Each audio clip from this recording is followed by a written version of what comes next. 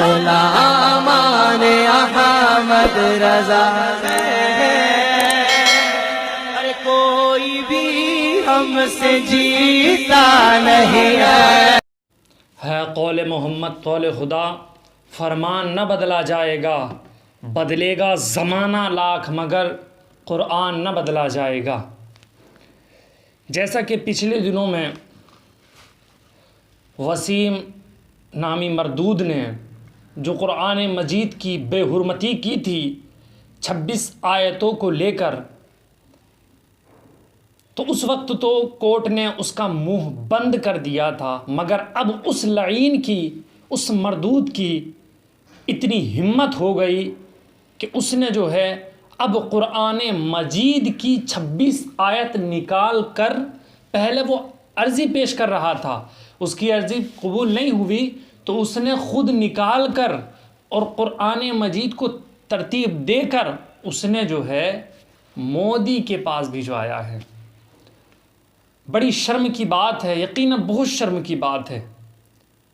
میں کہتا ہوں اب جو ہے علماء کو نکلنا چاہیے، اب خانقاہ والوں کو نکلنا چاہیے۔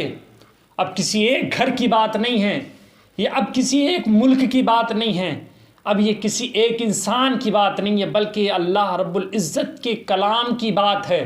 اس نے اللہ تبارک و تعالیٰ کے اس پاک کلام پر جو ہے اس نے گفتگو کی ہے،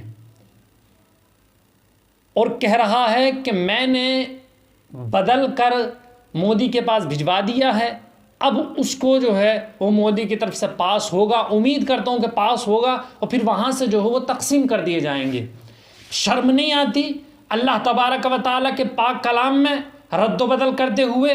اللہ رب العزت تجھے تباہ و برباد فرمائے گا، اور یاد رکھ وہ وقت دور نہیں جس طریقے سے خانہ کعبہ کو ڈھانے کے لیے جب وہ لوگ گئے تھے نا، تو اللہ تبارک و تعالیٰ نے ان پر ابابیل کا لشکر نازل فرمایا تھا، اور جب لشکر نازل ہوا تھا اتنا خطرناک ان پر مسلط کیا تھا کہ سارے کے سارے وہ برباد ہو گئے تھے، سارے کے سارے ہلاک ہو گئے تھے۔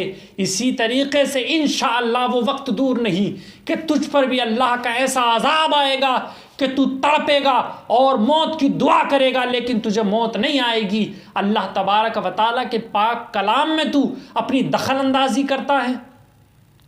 اسلام کے اندر تو قرآن کی بات کرتا ہے، اسلام کے اندر کوئی اسلامی قانون ایسا نہیں کہ جس کے اندر یہ سبق دیا جاتا ہو کہ تم دوسرے مذہب والوں کو پریشان کرو، یا کوئی آتنک کو بڑھاوا دینے کا قانون ہمارے اسلام کے اندر ہو۔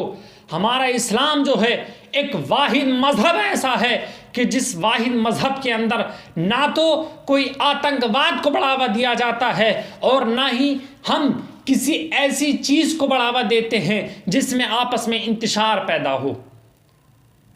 اسی لیے میری تمام علماء سے گزارش ہے، اور تمام اسلامک چینلوں والوں سے بھی گزارش ہے کہ اس کے خلاف ایک ویڈیو بنائی جائے، چاہے 1 منٹ کی ہو، اور اس کے خلاف آواز اٹھاؤ۔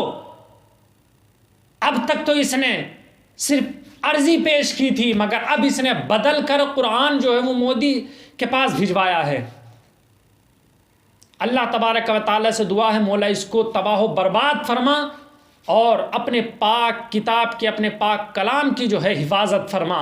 اور نکلو مسلمانوں، یہ اب وقت سونے کا نہیں، اب وقت یہ جاگنے کا ہے۔ اٹھو اور اس کو منہ توڑ جواب دو۔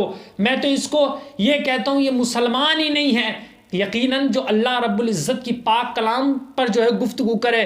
ذرا سوچو، اپنے تو اپنے، غیروں نے بھی اللہ تبارک و تعالیٰ کی پاک کتاب کو سچا کہا ہے۔ اس مردود پر لعنت ہو بے شمار کہ اللہ رب العزت کی پاک کتاب پر جو ہے یہ لب کشائی یعنی بھونک رہا ہے۔ ذرا سوچو اور اس کا منہ بند کرو۔